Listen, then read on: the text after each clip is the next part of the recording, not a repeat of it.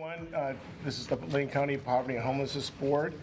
It's February 21st, 2019. I'd like to welcome you all here today.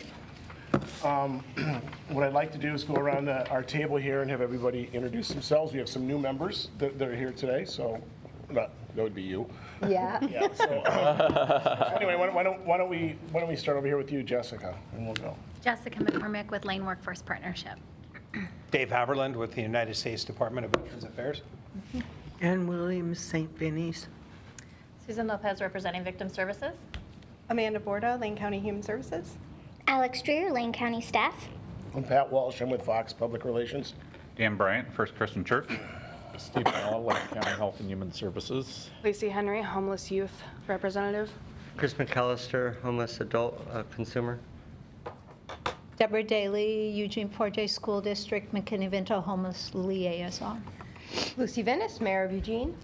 Cheryl Balthrop, Eugene Mission. Jacob Fox, Homes for Good. Amanda Cobb, Trillium. John Wright, Oregon Department of Human Services. Kincaid Community Health Centers. Welcome, and I'd particularly like to welcome Cheryl and Deborah here today, and also Sheriff Trapp has been reelected or reappointed to the board as well, and he couldn't be with us today. What I also, before we get started, some housekeeping. Do you have those forms? We're going to pass around a conflict of interest statement that we all need to take a look at and hopefully sign and give to Alex before the end of the day. So I'll just pass that around. That way. Great. Thank you. What I'd like to do is follow up now from our previous meeting and go through the consent agenda. Has everyone had an opportunity to look at the minutes, the financials, the letter of support, and the annual report? Are there any questions on any of those things or comments? And if not, I'd entertain a motion. Move to approve. Cheryl moves to approve. Do I have a second? Second. Second, Mayor Venice. All in favor signify by saying aye. Aye. Aye. Anyone opposed? No. All right, great. Let's move on to committee reports. The healthcare work group, Dr. Kincaid.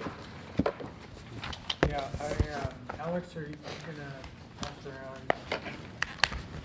Appreciate the opportunity just to update the board on the work of the healthcare subcommittee. Again, this is a group of largely providers of care within the community that particularly are focused on aspects related to the populations challenged by stable housing. So out of our initial work in the memo, remind you that we had 4 priority areas. First was to increase access to safe areas for people that were unsheltered. Second priority item was to improve care coordination and particularly discharge planning from hospital facilities primarily, and some of the challenges we had with that. The third priority area was to increase medical respite options, which are patients which are particularly fragile and need more intensive medical treatment. Thank you. And our fourth area was to increase the direct care available in sheltered environments. So places where populations could be served in that location. So just to update the group, we have recommended that first area that around safe, increasing safe areas is an area that is already being evaluated by the Shelter and Supported Housing Committee, and so we'll continue to monitor that activity as it goes through that committee's work. But the other 2 areas that we feel are highest priority to focus are care coordination and then the increase in respite, medical respite availability. So we've split our group into some subcommittees that will be coming back to the board with some very specific recommendations and timelines on how to improve both of those priority areas. So we just wanted to update the group that activity has been prioritized. The last area, which is increasing direct care in the sheltered environments, will be ongoing work that many of the partner organizations are already involved in. We will bring back some more formal proposals later, but we'll be working primarily on the care coordination and medical respite piece. Happy to entertain any questions. Any questions for Dr. Kincaid? I just want to say this is great work and some great steps forward. I know there's more to do, but boy, you guys, your committee has done a great job with things, so thank you. All right. Anything else for Dr. Kincaid? If not, Susan Lopez. So we met in January, and we also convened the Youth Homelessness Solutions Committee in February. And one of the big successes that our committee has had was the youth PIT count. So we're excited to get data from that, hopefully May, June, whenever that comes out. We also, our committee is looking at evaluating gaps in our services. We've received some data from the county around services that were provided. Looking at, particularly what we looked at this month were some gaps between maybe gender and access to services, and what types of services by gender or by different demographics were accessed by different youths in our community. So we're looking forward to really kind of digging into that and evaluating a little bit more what kinds of services we need to beef up in our community to adequately serve all of our homeless youth. And we're also working on maybe redesigning our coordinated entry tool that we're using with our homeless youth. So I know Alex and Amanda have done a lot of work looking at across different areas what types of tools are used, what types of questions are asked, so that we're capturing all the different themes that we can to kind of really address the issues, the root causes. So we're still working. Any questions for Susan? Do you have a timeline? I mean, you said it would be June before you For the PIT count. Yeah. Is it the fall probably? Yeah, and I think we have, we had some lessons learned about where to and where maybe not to hold our youth PIT count. The Eugene site was pretty successful in getting some good youth turnout, but our Springfield Library, for example, wasn't the very successful place. So we'll be doing a lot more work over this next year looking at where youth might congregate, where we might be able to better leverage our resources next time. Got anything for Susan? If not, thank you very much for your report. Chris McAllister, the RFP HMIS Evaluation Committee. In regards to that committee, we just met yesterday. We've been doing a lot of work regarding aligning our policies, looking at HMIS, and just preparing to work with the RFPs. Alex, would you like to, or is Lisa in the room? We will be working on a couple of items that we'll probably be bringing forward in the next meeting. Okay. Any questions for Chris? Great, thanks. We look forward to what our committee comes out with. That'll be great. Just offer go ahead. something has nothing to do with PHB so much, just about Chris. So last week we hosted our Human Services Forum meeting at our office with a number of nonprofits, really about how do you engage community voice and consumer voice and program design and development. And Chris was one of the speakers, and we had some great feedback from his presentation and all that he had to offer to that group. So just kudos to Chris. Great, way to go, Chris. Yeah. Thank you. All right, Employment Committee, Jessica and Dave. So the Employment Subcommittee met on 2/7/2019, and thanks to Cindy, we have talking points from that meeting.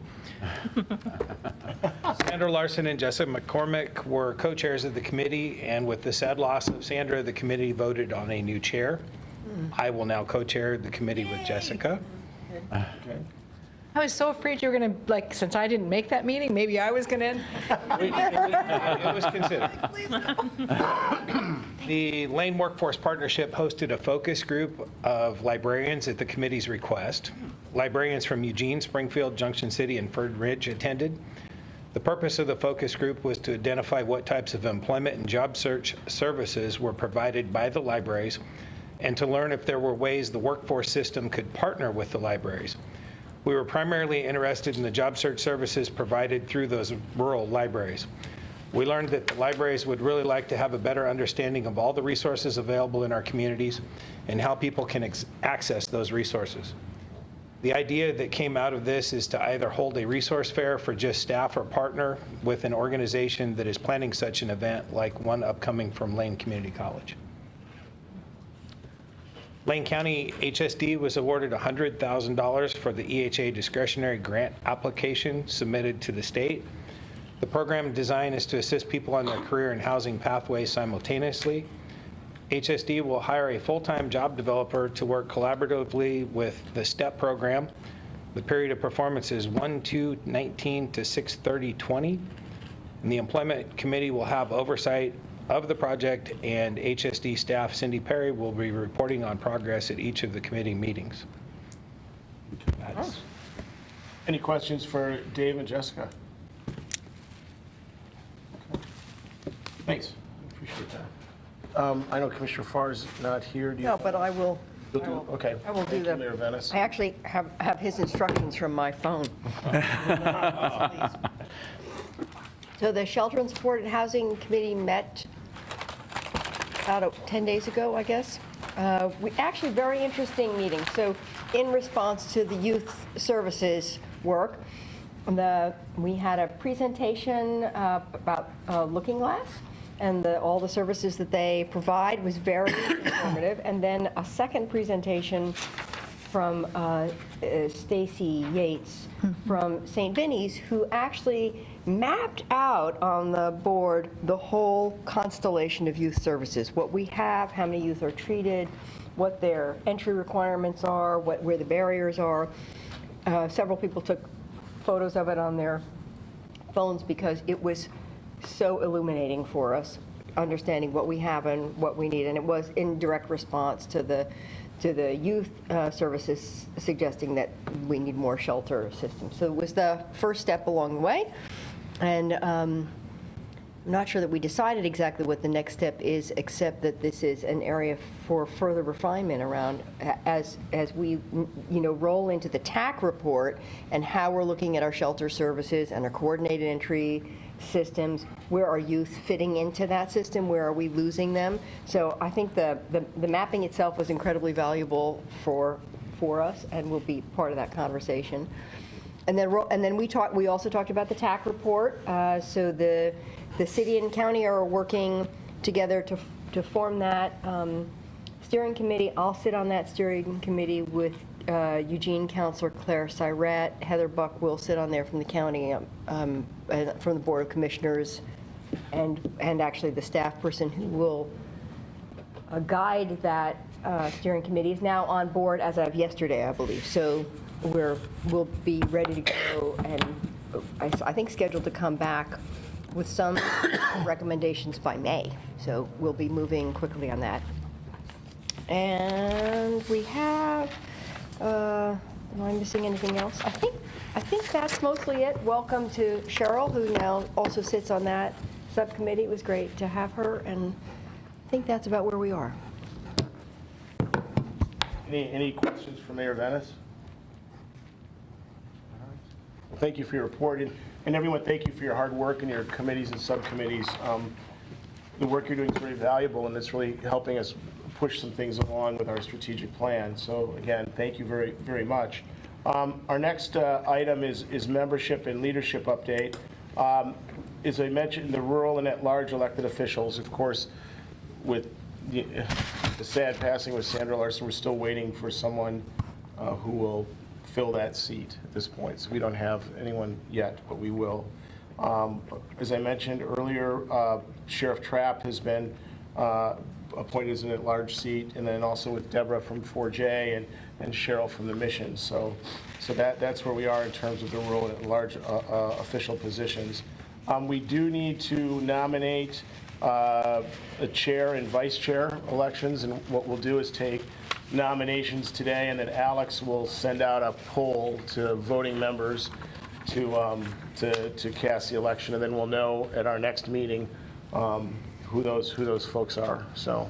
And I'm going to send around an updated list of board members, and then on the back is updated list of committees, who's on the committees. So please take a look at that, especially look at the committees. And if you're on one or you're interested in another one, speak to the chair of that committee or the staff member. Okay. Some committees have their own governance charter and system of how to get on that committee, whereas some are much more open. So consider which committees you're interested in staying on. And then also on the front of this, you'll see the voting board positions. So all the voting board positions are able to be elected as chair or vice chair, and also able to vote for chair or vice chair. Chris. Mr. Chair, 2 items. One is I know that there's at least a couple applicants who will be trying to get in for the rule at large seat, and so there's some issues with getting the applications in. So in terms of the wrong number, I think was faxed to. So, but just so you know that there are a couple. Some folks that'll apply, and is that something we can work out with staff after the meeting? Yes. Make sure we get those names. It came to my attention about having an issue with technology this weekend. And second, are we open for nominations? Yes, we're now open for nominations. May I nominate you to continue as chair, given that you've been engaging with the businesses to try and implement strategies while also setting the pathway for the TAC report? Thanks, Chris. I will accept that nomination. Thank you. You need a second? I'll second that. Second. Thank you. Anyone else? Oh, come on. I got this job by default the first time around. Still your fault. It's still my fault. And anybody else? We have the vice chairman. We have other chairman. What else, you know? Any nominations for vice chairperson? I nominate Dan. Speaking of default. So we'll take as many nominations as Yeah, as possible, and then an electronic ballot that will be confidential will be sent out. So if you're interested, you can talk to me after. You can nominate yourself. I can't nominate you, right? No, I'm a staff Okay, person. okay. Only You can only number nominate 1 through people from- 15. Okay. I know. First 15. Okay. All right. Do we speak? Do we need a second on We Dan? need a second on Dan. I'll second that one, too. Thank you, Mayor Venice. All right. Well, you look for your ballot and vote more than once. Write people's names in. That's what you need to do. But anyway, thank you, Chris, for the nomination. I appreciate that. All right. Well, we'll move on to our next item is adding Veterans Initiative Subcommittee. Had some discussion about this. Do you want to talk? So Lane County was awarded technical assistance to participate with, it's my understanding, 10 other groups statewide in Operation Welcome Home, another effort to address veteran homelessness in the entire state of Oregon. That would be a continuation of our work with Operation 365. So through this, there's a work group. Mayor Venice is on it. I'm not quite sure who else is on that, but they're developing a work group that would be a work group of the Poverty and Homelessness Board. So we're just bringing this to y'all to discuss and approve, making that a working work group of the Poverty and Homelessness Board to report back to us on their Veterans Initiative work. So Discussion? moved. So moved? Okay. Second? All in favor? So I'm saying aye. Aye. Anybody opposed? Question? I just want to make a comment about that. I went to the morning session. There was a 2-day workshop bringing all the counties together who had received this grant. And I went to the opening morning workshop, which was the more general part of it. And it was absolutely inspiring and very hopeful. And I stayed for, they offered 2 case studies of other cities that had ended veteran homelessness. One was New Orleans, post-Katrina, and one was Rockford, Illinois.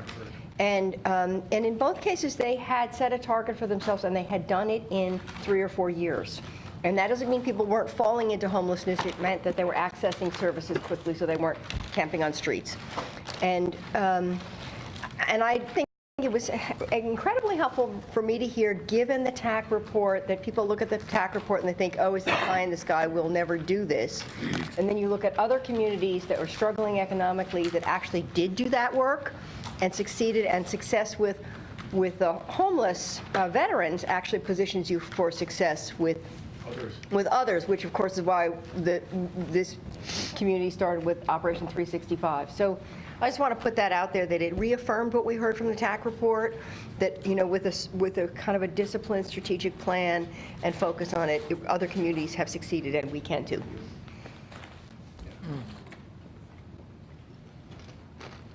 Any other comments, questions? Hey, should we vote? Maybe we did. Did we vote? We did vote, didn't we? We did. Okay. You didn't ask for any nays, but Any nays? Dan? No? Okay. Great. Okay, well, that passed. That's great. Thanks, and thank you for your comments, Mayor Venice. Okay, we'll move into the homeless service system updates.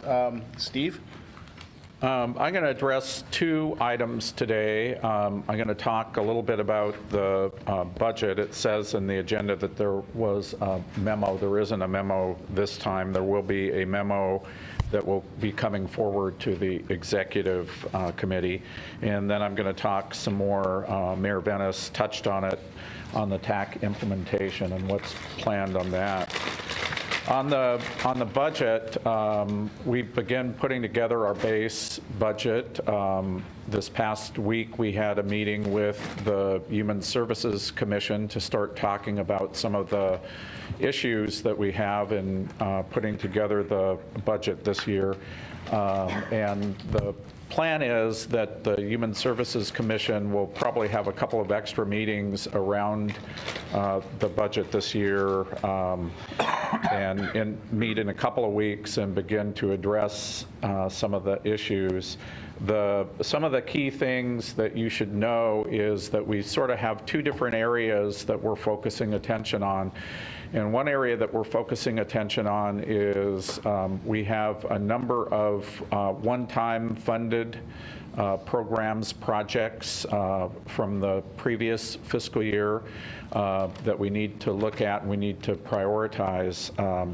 We are putting together a what's called an ad package for the Dawn-to-Dawn program and the expansion of Lindholm Center and the micro Dawn-to-Dawn that was supported this past year. So we're looking at coming up with a budget that annualizes the cost of that, making the assumption that we're not going to be operating a new public shelter probably in this next fiscal year.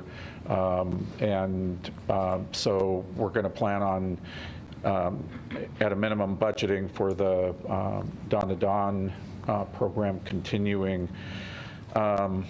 Additionally, some of the other things that we have that are one-time funded, we made some awards for transitional youth housing. We made an award with the help of the governor and the legislature to the St. Vincent de Paul Annex project. We have a number of other items. I'm not going to go into them in detail. I will with the executive committee and with you next month. But the plan is that we want to go through and prioritize those. We're looking at what we are going to be putting into the city and county budget processes for general fund ad requests. The other area is that the governor has suggested to the legislature to budget an increase which for the EHA SHAP funding, which would be about $10 million. So to us, it would be about $1 million over the biennium or $500,000 a year. And then the governor has also suggested to the legislature to add $20 million for family homelessness. So, those are all opportunities between that, the state and the county and city to come up with resources to continue a number of things that we set into place this past year. Additionally, we're going to be putting together an ad package, and what really at this point what I could say about it is it would be titled sort of startup funding for the TAC implementation. And this is when I'm going to sort of switch gears and dive into that a little bit, and then I'll answer any questions you have. So our goal is to, by May the 13th, or by the beginning of May really, to come up with a action plan for TAC implementation, and that would be sort of a calendar year, sort of a vision of how we see that happening over the next several years, and what are the tasks or strategies or actions that need to happen, what are the resources that are needed over that time horizon, and looking at the 10 areas that the TAC study recommended we look at for implementation, and that's everything from street outreach to coordinated entry to the goal of 350 units of permanent supportive housing, the public shelter, best practice training, landlord partnerships, tenancy supports, move-on strategies, and rapid rehousing. So those are all the areas that the TAC report addresses. Mayor Venice mentioned Peter Siobhan, who works for the City of Eugene, and he's the program manager at Peterson Barn. He is going to be working with me over the next 3 or 4 months full-time on working on putting together the business plan and the action steps for the implementation of the TAC report. We have a steering committee. We'll meet with the steering committee a few times before what's going to be a May 13th meeting, a joint elected official meeting of the City Council and the County Board of Commissioners. So the mayor mentioned some of the people who are on the steering committee. So the city manager, John Reese, Steve Moker-Heisky, county administrator, Claire Surratt, Mayor Venice, Pat Farr, Heather Buck. And then from the Poverty and Homelessness Board, the suggestion is that we extend an invitation to Sean Van Gordon from Springfield, since to this point with the TAC report, we haven't had anyone involved from the city of Springfield with the TAC report, because the City of Eugene and Lane County were the sponsors of it. And then also the suggestion was to have Chris McAllister be on that steering committee to provide the lived experience or consumer voice to the steering committee. The steering committee is intended to be advisory, and the steering committee will help then come back and we'll make recommendations on sort of what I'd call an outline of an action plan by May. The steering committee will probably continue through the end of the fiscal year, because what we'll be able to deliver in May will be sort of these are the action plan and steps and resources needed. And we're imagining that with the first year implementation that we'll have some items after review by council and commission, and after people have decided on sort of resources that we'll need to work with the steering committee on for implementation. But the steering committee's meant to be a 3 to 5 month committee, that will go away, and it's meant to link up with the cities and the county and this board and the Human Services Commission. And so part of what Peter will be working on with me is we'll be knitting together in a number of these areas. We have a dearth of committees associated with the PHB. Some of the items under discussion will probably go to PHB subcommittees between now and May for discussion. We also want to bring together service providers to talk about implementation of the TAC report, because we'll need the cooperation of the service providers in implementing the TAC report.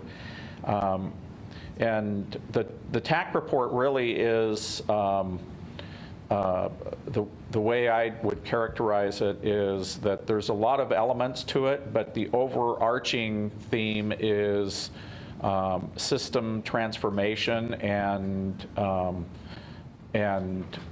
interagency cooperation. And if we can't achieve the systems transformation and some of the pieces of enhanced cooperation, coordination that are in the TAC report, we wouldn't be able to successfully implement the strategies. So that's going to be important. The other thing that you should know is one of the things that we're contemplating is after we have the steering committee and we get started, is having a staff position that would be brought on, whose charge would be to focus on implementation of all the elements of the TAC report and not get bogged down with day-to-day operations, because most of the existing staff that we have are tied to day-to-day operations. So it's felt in order to get the kind of level of change and additional resources that we need, that will require a full-time effort. Noreen. Steve, yeah, just let me, Pat and I had an email exchange yesterday and last evening, and one of the things that occurred to both of us is that it would be really great to look at the PHB strategic plan and sort of look at that, what's in that, and then what's in the TAC plan, and where do they intersect, and are there existing resources that are being used, just to sort of map it out and see where there's some congruency. I think that's sort of a staff function, but to sort of be able to see where we do have some overlap, because there are clearly some things that we've been working on that connect with that. But I think you hit to me on what I think is most important. For us to be successful as a community, we definitely have to have that interagency collaboration and connectedness, maybe in a way we've not ever had it before. And I think that's from all levels, whether nonprofits and government, and I see that happening in government for sure. But it's pretty critical, because I think we still have a fair amount of people in the community that are pretty suspect that, is this really going to happen? And I've heard it from a number of people in the community saying, I don't know. So we just have to really think about that connectivity. I think the other thing that as we message this, that what's important too is that there's not one silver bullet in that TAC report. It all has to be everything. It all has to happen, and because that's what I hear too. I hear part of what you hear, and I also hear, well, gee, we get this, this low barrier shelter, and then like all the problems are gone, and it's like, no. That's one element of this. It's not the whole thing. So anyway, Mayor Venice. Yeah, I also think, just to piggyback on that even the permanent supported housing targets are different. And I think that would be not a good thing for the public messaging for us to have two different targets. So just on that alone, I think there's a reason to do some. I wanted to mention that Alex had started to work and pulling together the strategic planning committee to look at that, so. And the discussion is after we have the community needs assessment report, we'll take community needs assessment, TAC recommendations, existing strategic plan, and make sure that they are all aligned. And the strategic planning subcommittee of the Poverty and Homelessness Board will meet to do that work. Dan or Jacob? Two comments, Steve. One is on this addition of a staff person to help manage, give full time to it. Right. I just want to be sure that we don't have the bad optics of increasing the bureaucracy without any increase in services. Right.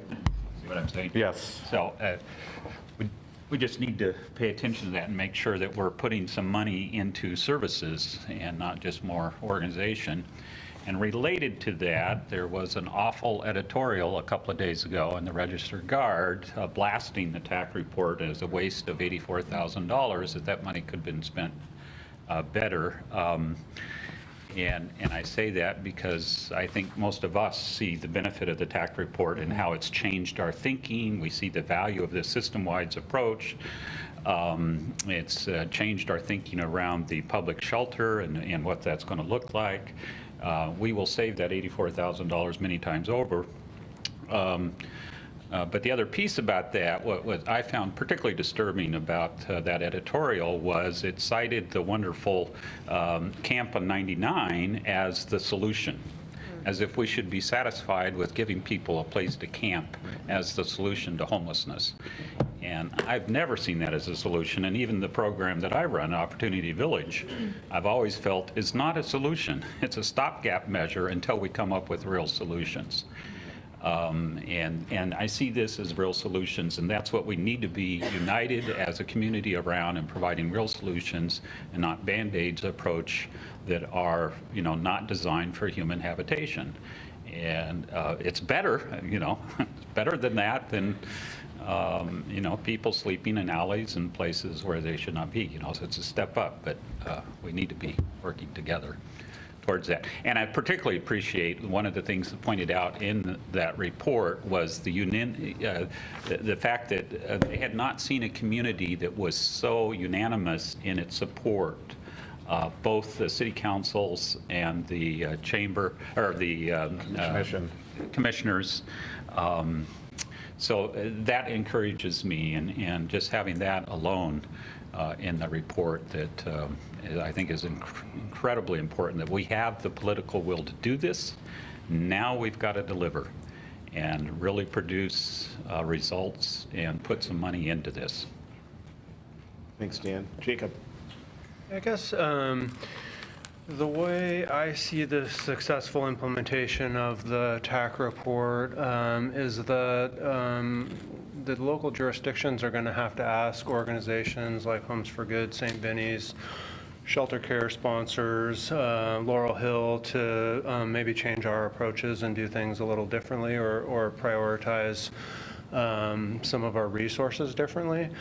I guess conversely, and I didn't really see it pop out in the report itself, but I think there also needs to be a feedback loop from providers that goes back up to the jurisdiction so that we can give you input on how you can do your jobs better and how you might need to change the way that you're structured or how you prioritize things. And I just didn't really see that two-way feedback loop sort of built intentionally into the plan. It was alluded to a little bit, but I just would love to talk in this meeting or future meetings about how we as people that are actually serving folks experiencing homelessness can give you feedback on how you're structured and how you prioritize. That's a great point, because that breaks down the silo. I mean, that either creates a silo or breaks it down if you have the loop. We should probably get that on the agenda, talk about. John? Yeah, I was going to change the subject just a little bit and go back to the governor's budget and her proposal on housing.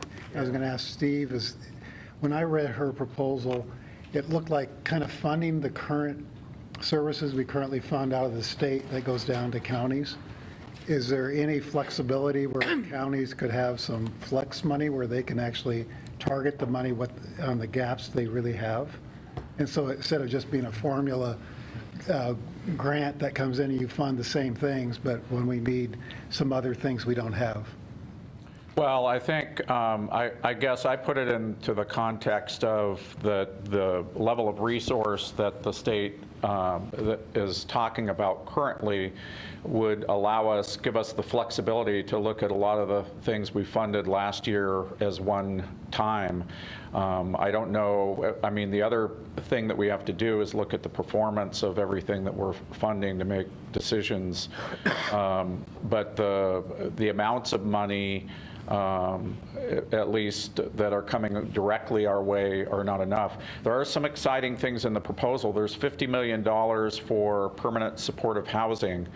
And in fact, Oregon Housing Community Services is talking about putting out a request for applications for $20 million, not having the $20 million at hand, betting that the legislature is going to add money, so that that's an opportunity for us to come up with an additional, in addition to our MLK Commons, another permanent supportive housing project to put forward and ask the state to participate in funding. And then there are, and Jacob could speak better to this than I, but there's significant amount of money for both preservation of existing low-income units and for development of a new affordable housing. And all of those things, the current way that the state allocates those resources is by request for proposal as part of a statewide application process. The good thing about that is that it allows for a lot of creativity for communities to come up with different approaches to things.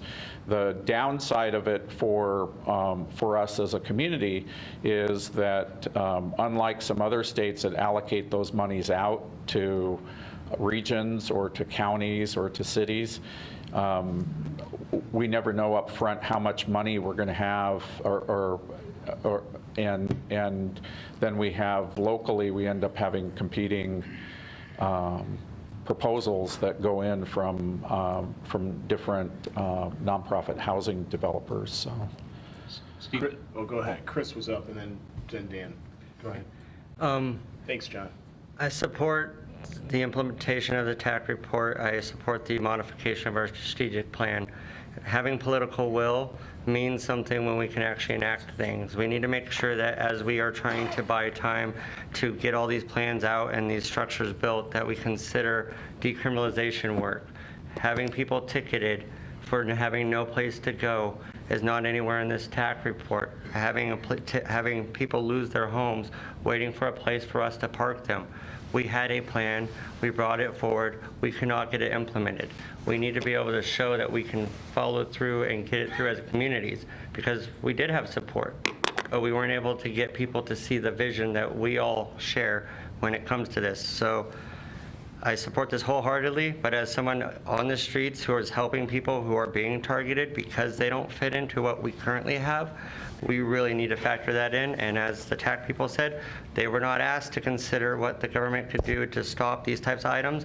So we have to ask our political partners here to do what they can to bring this issue up again and again.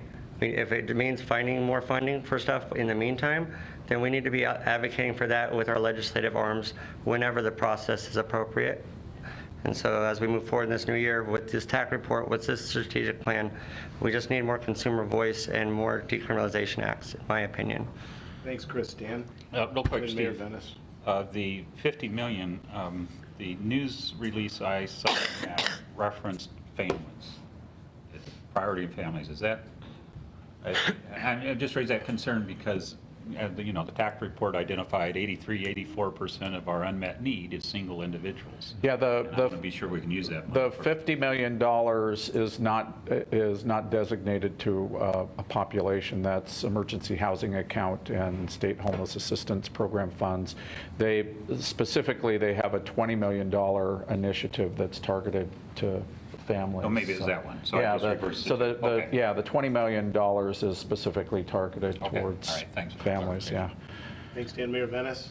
Yeah, I just responding partly to what Chris just said, and just a context thing, which is, what's happening in the city concurrently with the TAC report is community investment in community safety. So the council approved $8.6 million in one-time funds that is not solely about police. It includes funds for 15th night. It includes funds for a day shelter. It includes funds for, sort of robust services across an array. And that we are now on the pathway to determining how to increase our community safety budget by $22 million over a 6-year period. So that proposal is coming. And so it connects with this because one of the challenges of people on the streets is having no place to go also during the daytime. That includes, investment in a day shelter. And it does, kind of foreshadow, however, how we're going to get more people off the streets, either by getting them through our permanent shelter and accessing services more quickly, and how do we create those more robust services. So I think, a little ray of hope here that the city actually is trying to step up in a much bigger way on that. And I'm totally with you that the current system of impounding people's vehicles when that's where they're living is not sensible. Great, thank you. Anyone else? And this, does this include the strategic plan, or is this? I don't know if Alex has more on the strategic plan since it was touched on. Great, thank you. Great, thank you everyone for the good discussion on this. Let's go to the Continuum of Care Awards. Amanda. Okay, so I'm just going to pass out, you have one in your packet, but I think it might have included, my spreadsheet I think was totaling incorrectly, so the totals are maybe slightly off, so I'll give you a fresh one that hopefully is correct this time.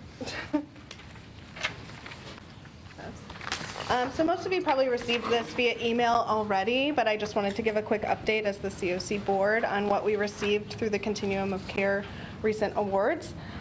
So we received all of our applied for renewals, so that's good news. And the other part of that is that we also received, thank you, increases in the permanent supportive housing and rapid rehousing programs that include leasing and rental assistance items. We include increases for fair market rent in those renewals, so that's promising. They don't always get increases, so that is very helpful to see there. And then we also received new grants. Planning is one of those. We receive new every year.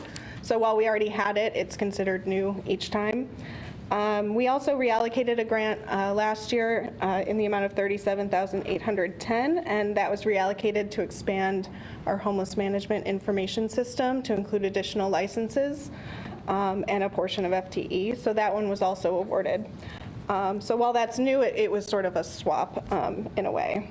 Unfortunately, we did not receive the bonus projects that we applied for. One was a coordinated entry supportive services only project that would have supported some capacity building internally to support coordinated entry. That's unfortunate, we didn't receive it. We also applied for a new DV bonus project opportunity to support domestic violence. That one was ranked at the bottom, as well as the coordinated entry SSO, so we didn't receive that one either. A number of other organizations throughout Oregon did receive domestic violence bonuses. If you remember, that was an additional separate pot of money that was allocated specifically for that purpose. So we don't know exactly why we didn't receive those projects. They were ranked at the bottom, like I said. So we're grateful to have received all of our existing grants. It is likely that if we had received one of those, we might not have received a portion of our existing contracts. That seems to be the case in the other continuums that I've spoken to. So all in all, it's very positive, and we'll wait to hear from HUD in terms of our scores overall for our CRC application. That usually comes closer to May. And so that might include details. It doesn't always include details as to why certain things were funded or not. The other thing I can mention is that, yeah, scores are anticipated in May, and then probably the next competition cycle, we should see a notice of funding sometime near summer.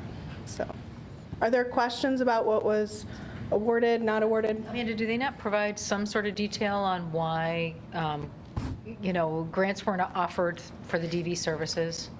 I'm not sure if they'll include the DV bonus was a new pot of money, so I'm not sure if with our scores they will provide some detail around why certain continuums were funded and others not.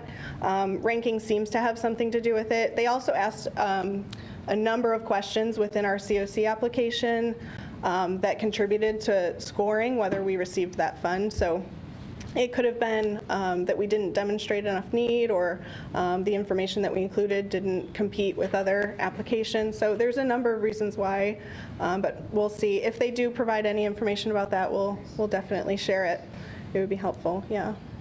Amanda, it might hurt to remind people that we are forced into this. There has to be somebody below that red line. We Yeah. can't just move people above the red line without moving someone else below it. Right, so like I said, someone has to be ranked at the bottom, so we tend to include projects that are not yet existing at the bottom, because otherwise you would be risking existing projects. And so it is based on performance mostly, and if there isn't a reason to put someone at the bottom that's existing, we definitely want to put, projects that don't exist yet under them. So yeah, a part of it is just the ranking process And itself. my recollection is, isn't it a percentage by dollar amount that we have to put Yeah, it's so a set much percentage. below that line and so much above it? Yeah. Yeah, it's very It's based on a dollar amount, and it fluctuates each year. It's not always the same percentage. I had a point in the question, if I may. Since we've put the DV project and it didn't get awarded, could it come up in later years if we wanted to use it as a bonus project? Still, because it hasn't been implemented, it's still new? Yeah, it's unclear whether the opportunity is going to continue to be offered. I anticipate it might be. So it could be an additional opportunity to reapply through the upcoming competition, either with the same application. Maybe we'll tweak it a little bit. Maybe we'll come up with something different. But yeah, there might be an additional opportunity there. Yeah. Yeah, one of the things that we need to be able to do to be more competitive is to get better performance and better outcomes, to shelter more people, have less unsheltered people, to have more people who successfully get into some sort of permanent housing, whether it's permanent supportive housing or permanent housing. And so there's a tendency, communities that are doing better on performance, it's not based upon need. A lot of the emphasis is based upon performance. And so based upon need and having a good continuum of care, you can continue to get your renewals. But to get new projects, often it's based upon a community being able to really impact the level of homelessness in their community. And that's the way this grant program, the rules have been made. Jacob. It's definitely something I've talked to some of the healthcare funders about, and I think I've mentioned it to jurisdictional leadership as well. But I think Steve is touching on a really important issue around organizational performance. And I just don't think a lot of nonprofits in this community, and even we have really struggled in being a performance-driven organization. So I don't know if there's kind of a leadership training institute that could be funded by a foundation or the jurisdictions that really brings nonprofit leaders in to understand how to make their organization more performance-driven. I think, having worked in social services for 20 years, I mean, it does feel good to help homeless folks. But if you can't deliver like statistics and kind of long-term stability metrics around ending homelessness, then you're just not a strong enough organization. So anyway, that's just a passion point for me, and I think there's a lot of room for improvement from both the jurisdictions and nonprofit and public agencies that are sort of working collectively to tackle this issue.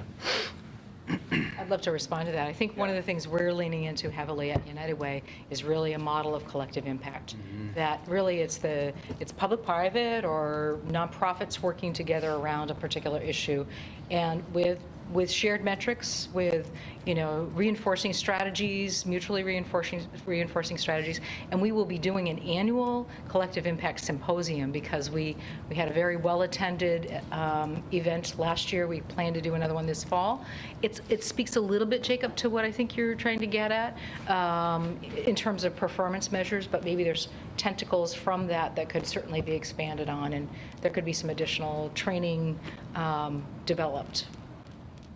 I think that's the direction. That's the way we really, as a community, can get things done.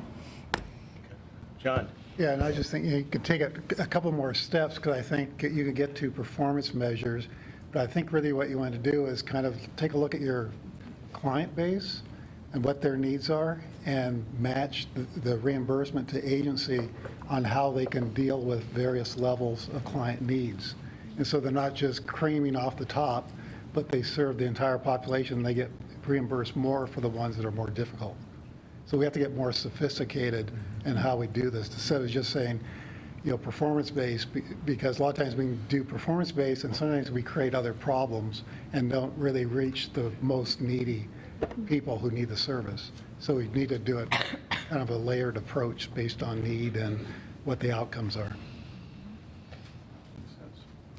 Anything else on this? Amanda? I'll just say lastly, to close that out, that we are implementing a new, more robust evaluation process for our continuum of care recipients, and so that will look a little bit different than last year. That went through the RFP evaluation HMIS committee. So the agencies are currently completing that, and that's really performance-based. That's the majority of points, but it also looks at what they're doing around continuous quality improvement and really how they're focusing on performance at all times. So that will sort of reinforce some of those concepts as well, and our ranking is mostly based on that, the results of that evaluation. So hopefully that will gradually improve in terms of the continuum of care grants. Alex? And the scoring process for that evaluation procedure includes additional points if you're working for more difficult to house populations. For example, you get an extra. Yeah, it sort of compensates if you're serving the most vulnerable. You would sort of get points for doing that to make up for performance.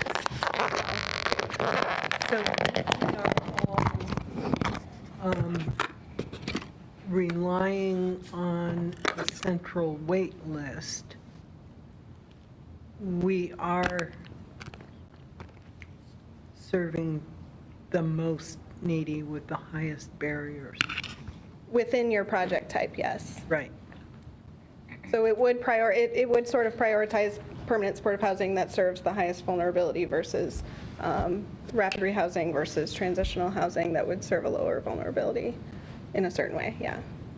Is that We'll talk. helpful? Any other comments on this, or any other questions for Amanda? If not, Lisa Stewart. She's not here today. Okay. So we'll talk about data analytics next time. League report. Chris.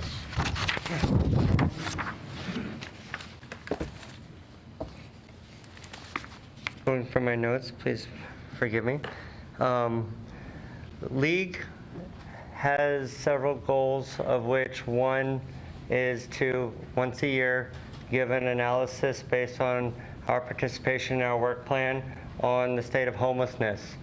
I'm able to give a couple talking points, but I'm waiting for approval once we send out the final version for our group to actually fully approve on. First and foremost, League as an advisory group would not be able to be as strong as it is without strong staff. And so I just want to say thank you to both Amanda and Alex for being strong staff to allow consumer voices to be heard and also to help our agenda be meaningful. By that, I mean, one of our biggest achievements having been part of League was to overlook and participate in the continuum of care of consumer feedback. So we, as League members, people with lived experience, went to participants of our COC providers and talked to those who receive those services, asked them what were their concerns, what were their opportunities, what were their thoughts about how could it be better, how could it be safer, are you heard, things like that. And so this is a very meaningful and powerful tool to help us improve, to get those outcomes, to get those engagement pieces that we're always seeking, right? And so with that in mind, for those of us who follow our work plans, we had a couple items that League actually focused on. And one is safety from violence, from having safe places to be, but just simply safety. Where can you be safe? What do we have currently in our community, and what might we advocate for to get it better? Also, a point that we were working on was sanitation. Where can we use the bathroom? Where can we shower? Where can we be safe to get dressed for work and to unwind from work, things like that. Basic sanitation needs. The third was participating in consumer feedback, getting involved and allowing the people who receive services to have a voice to give meaningful engagement. We had done a couple exercises to try and gather our thoughts, and some of our recommendations, and part of our interest in having this report is to not just talk about what we're not doing or talk about what we have, but where might we go from here. So one of our recommendations is to increase input with people with lived experience in all aspects of our planning and implementation within our homeless services systems. We already have League members going to a lot of our committee work, but how can we further engage our homeless voices in all aspects of local governance regarding homeless issues? If it's plans meant for us, why aren't we at the table? Improve communication overall to achieve clarity within the system, between systems, as well as within the community. It's important to communicate about what's currently resourced, whether or not Egan is actually open versus what we all believe Egan is open, whether or not it's activated at 32 and things like that. And so sometimes our service providers are giving out information they think is accurate, but we don't have the network necessarily to check that. Officers sometimes give out wrongful information because they believe last they heard that this is what was true. Couple more points. We need to build capacity within the system. Service providers focused on the work of ending homelessness are limited within the county. The work has been concentrated among a few providers, which limits capacity and increases burnout. We've recommended exploring ways to encourage and support new providers, as well as supporting existing providers to build their internal capacity. These improvements need to ensure that the skills are necessary to work with highly vulnerable populations who, we live under trauma. We deal with issues that are not normal, and so when we have normalized responses for our community, they don't necessarily work with our highly targeted, highly vulnerable populations. When you are asked to leave somewhere that you've holed up because you're adjusting to your meds, you're adjusting to your realities. It doesn't necessarily work in a systemic manner. So how do we as a community actually start to embrace and build capacity to support people in those types of situations, whether it's in a shelter, whether it's in a day use aspect? And how do we actually get these voices recorded so that when we do plan, that it's counted? Now, we've talked about a lot of things in League, and the formal report I hope to have done by the executive committee, but I didn't feel comfortable issuing it in its full capacity without the approval of our League committee, because we are in this together. So thank you very much for your time. Any questions for Chris? Yes. Hey, Chris, so I appreciate your conversation about safety, and I guess one of my questions was, do the consumers that are working with you and your committee, do they feel like law enforcement is a partner in their safety, or is it an external safety threat?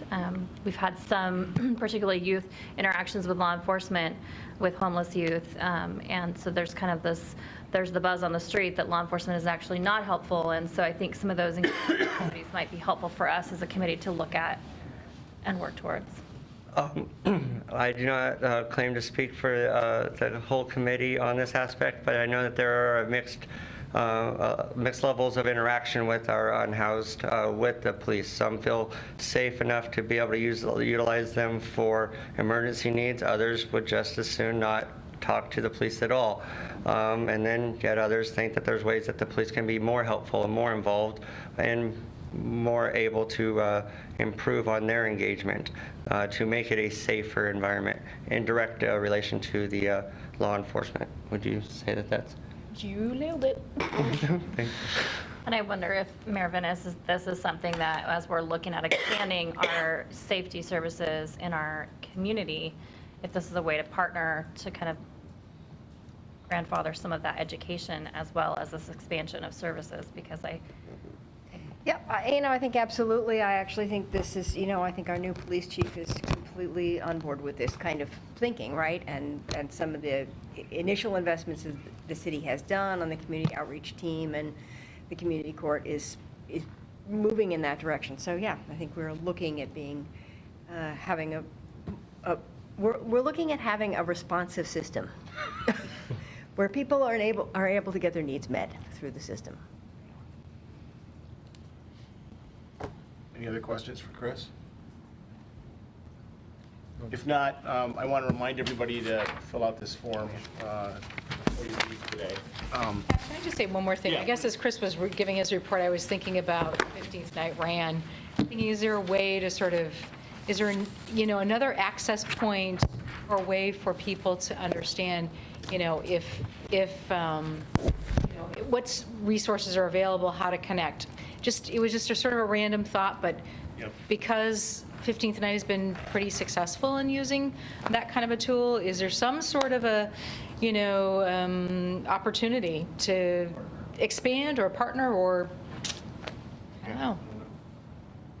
It seems like it should be doable. Seems like it, right? What do you think, Chris? Certainly could run it by some of our unhoused folks and see. We also have an advisory committee on the youth group from, is it mostly 15th Night folks? And so we have ways for them currently to interface, and maybe we can help expand to other groups of like mind and like interest.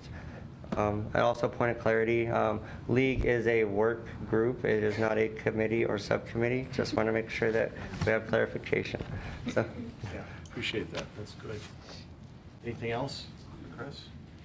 I do want to thank all of you. I mean, the committee work has been really impressive and is moving things forward. And thank you to all of you for chairing those committees, and also for the people who express that to the people that are in your groups as well. Please look for the vote for the ballot. They'll come online. They'll be sent to you by Alex. Write people in if you want, but please vote, and we'll announce who the chair and the vice chair are at the next meeting. We made a decision on adding a Veterans Initiative Subcommittee. I think that was a good thing today, and we'll get more back to you on that, I think, in the next meeting or two. What I'd like to do now is open it up to public comment, or I don't know if anybody signed in or not. Just sign in.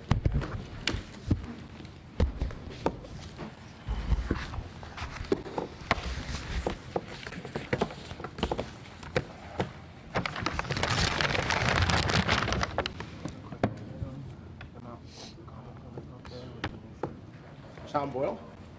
Sure. If you want to, just give me a prompt. Yeah. I was just going to take 60 seconds. I know you guys are busy. So I need more information about the 36,000 people that the city says are living on less than $1,000 a month. To know and understand who are these people? We know that 3 of them are students, so 24,000 of them are not students. And how are they paying the rent? Because they can really only afford $350 a month or less. And so that means basically there's nothing for rent for $350 a month. So how are these like levitating? Some of them have assets, some of them don't. We just need a lot more information. And the reason is that is the assembly line or the conveyor belt that's just producing poverty and homelessness when it becomes visible, that you guys have to deal with. And I think a lot of them just being displaced out of town, basically. I think we have a fairly strong, because ACS says there's 17,000 people living in Eugene who weren't even in Lane County a year ago. That's what they say. And we know that we're only growing by a couple thousand a year. So that means 15,000 of them moved out. Basically, so it's a big turnover of like 15,000 people. And who are they? And what's going on with them? And we know that maybe 6,000 or 7,000 of them are the new students, and then yet graduates going out. So there's like 8,000 people who are turning over. And so what I think is a lot of they're hearing is people can't find an apartment, or they can't rent anymore, and they just go somewhere. It's like I came here 2 years ago from Seattle. So we need to understand that conveyor belt that's generating the homelessness experience. We need more data. Thanks, Tom. Heather from Whitebird. A few items. First is a check back from my work in the Human Rights Commission Homelessness Working Group. We just finished our movie and panel discussion series of the film Tony, which is about homelessness in San Diego. He goes around and sees what other communities are doing. Got about 250 people to those showings across 5 community centers. And we have a lot of positive feedback on how it really makes tangible some of those items in the TAC report. I wanted to invite you to participate. We have a showing of this film scheduled downtown as part of the summer movie series at Park Blocks on July 17th. And we're going to be having kind of food carts and tabling at 7 p.m. So if while you're planning the TAC implementation, if you could kind of put that in your pocket, and then 9 o'clock we'll have the showing. It's going to be listed in the City of Eugene Recreation Guide. Second thing I want to talk to you about today is, in reference to that TAC report, I noticed it really doesn't address day access services.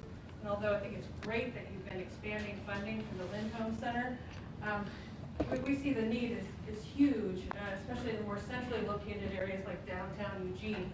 As most of you know, Whitebird's been kind of providing the Band-Aid for day access services for well over 20 years. And just in the past year, I've seen our mail and messaging services go from about 2,000 clients to now 3,500. We have to pay for those services completely through our general fund, and we've had to double our staffing in order to maintain the safety of the area. So please, as you consider the TAC report implementation without a public shelter again for another year, we need some day access services to be funded in the downtown area. And then my last point, TAC doesn't really address policy, especially around housing, in the sense of like fair housing laws. Currently in Lane County, it's totally within the purview of landlords to discriminate against people who are homeless when they come to apply for housing. Although we've made some changes like in the Eugene Code to add ethnicity and age as some of the protected classes, currently it's okay to say, I'm sorry, I don't rent to homeless people.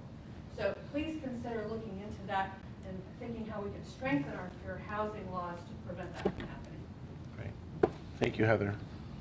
Any comments about what we heard here today? Anything?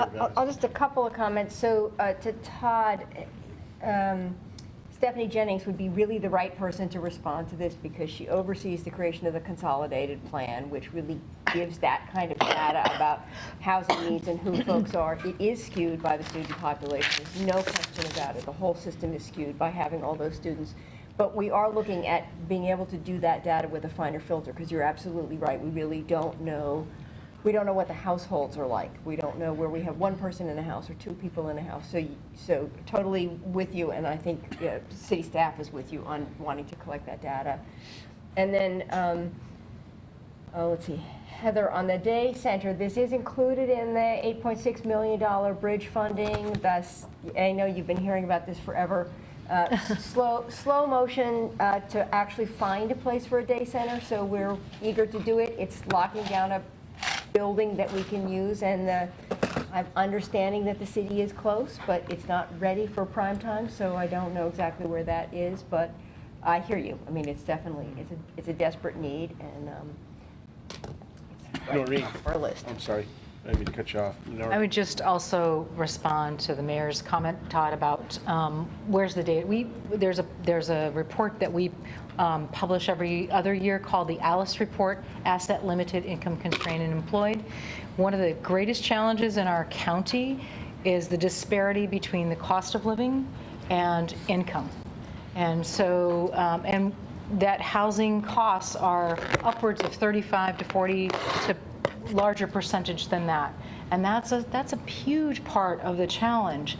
And so it's so complex, trying to figure out how can we make some changes that really will impact a person's life in terms of their ability to be financially stable and have a roof over their head. So, yeah, and it's not looking like it's going to get better in the next report. I think it's going to continue to show what we all know, is that housing continues to soar. Thank you. Anything else? Mr. Chair. Yeah, Chris. Just want to say thank you, Todd, for thinking outside the box and thinking about the people who are poor, given that many of our unhoused, once we do get housed, in light of some of Heather's comments, we're just one accident, one situation away from being right back out on the street. We have our seniors, we have our people living on fixed incomes, which does not factor into the market equations. So I just want to say thank you both for bringing those things to light. Thanks. Before we close up, just anything for the good of the order. I know, Jacob, you've got something you'd like to share. Yeah, so Steve and I thought it'd be good just to give a quick update on the Commons on MLK, so the Housing First project on the Surbu campus. Just want to give a shout out to Lane County staff, so Nevada, Amanda, Alex, Steve, obviously, and Steve's boss, Karen. Really has just been a partnership, and they've been unwavering in terms of their support. There's been a ton of funding applications. I think it's somewhere around 12, and those have been sort of cooperatively worked on with Lane County.